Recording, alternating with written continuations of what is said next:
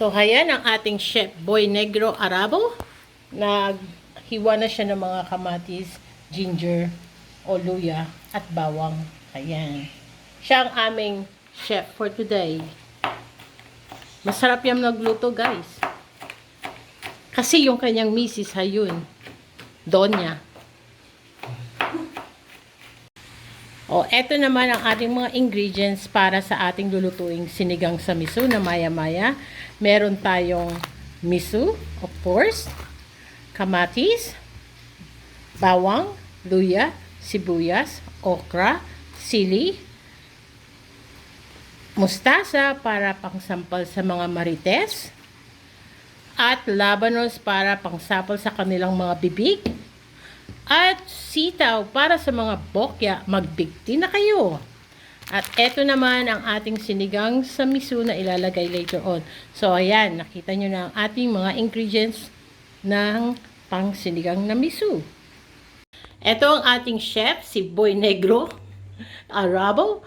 Ang gagawin niya ay ipiprito muna daw niya ang maya-maya kasi yun ang way ng kanyang pagluluto para sa ating sinigang na miso. Kakaiba. Makikita nyo ang ating sinigang sa miso later on. O, sige na, lagayin muna ang maya-maya.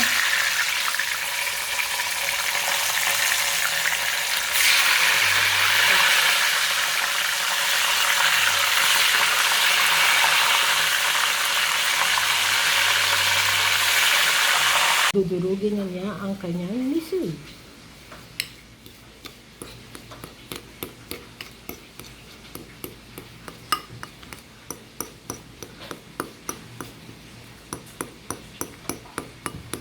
So, eto guys, magsisimula na tayo magluto. Lalagyan niya ng mantika ang kanyang saucepan. Okay, ang una daw niyang gagawin ay luya. Ayan, nalaglag. Luya. Diba tayo, nagpiprito tayo normally bawang or sibuyas muna. Siya, luya muna guys. Ngayon naman, ilalagay niya ang bawang.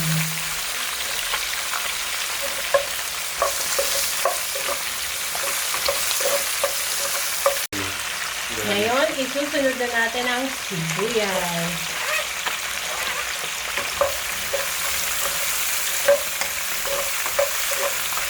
At ang huli ay ang ating kamatis at isasangkutsa na natin ang lahat ng mga ingredients dyan.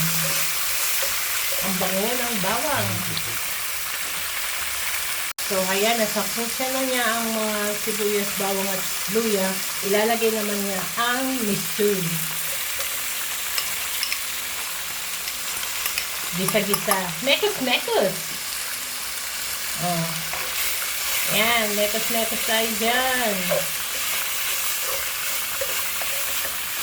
So, ngayon naman, lalagyan natin ng tubig ang ating saucepan para matunaw yung miso. Tama yun, di ba? Hintayin na kumulo. Hintayin na lang daw natin kumulo.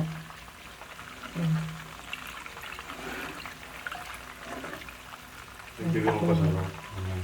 Yes, sabaw is life.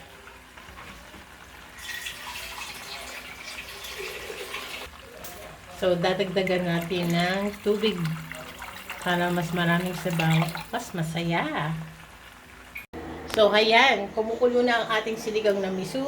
Buksan natin at ilalagay na ang labanos. Nahugasan na po ang labanos. Yan. Hindi na ako maka-wait.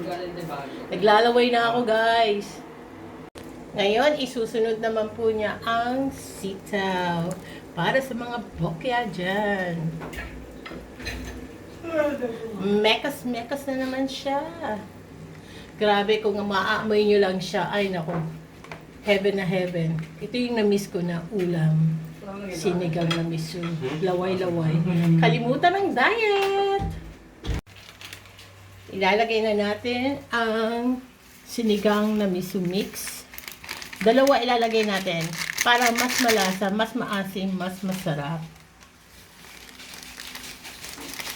Okay ba tayo dyan? Chef Okay na Negro? okay. Okay na okay. Bayaan nyo, mga team Kapangan, pag nagpunta kayo sa bahay ni Chef Negro Arabo, pagluluto niya kayo. Magkano charge? No charge daw. Basta, magdala lang kayo ng sangkap. Ngayon naman, ilalagay na ni Boy Negro ang ating maya-maya. Wow, ang sarap. Naglalaway na po ako. Maghanda na kayo ng kanin dyan, guys. Mapapa-extra rice na naman ako nito. Sarapan mo ha, Boy Negro Chef. Mata. Tignan nyo daw ang mata. Siya kakain yan, hindi ako. Grabe, ang sarap. Kalimutan talaga ang diet today. Ayan, nailagay na po niya ang lahat ng isda. Tatakluban, pasusubuhan lang po natin ng sandali bago natin ilagay ang iba pang ingredients. So, eto na ang ating sinigang na miso at ang ating mga jumbo hotdog ng Bacoor, ang titikim ng niluto ni Boy Negro Arabo at malaman natin kung masarap ba o hindi. Okay, jumbo hotdog, tikiman na! Parang yung itsura pa niya, parang sarap na eh. Parang jowa lang, no? Try nga natin. Wow, ang sexy mo namang humigo. Sarap! Parang lutong Thailand.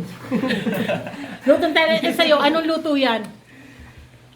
Lutong Arabo talaga. Ang Sa sarap. kanya Thailand eh, wala bang lutong HK dyan? Wow! Lasang HK nga. Chef Arabo, approve daw ang iyong niluto.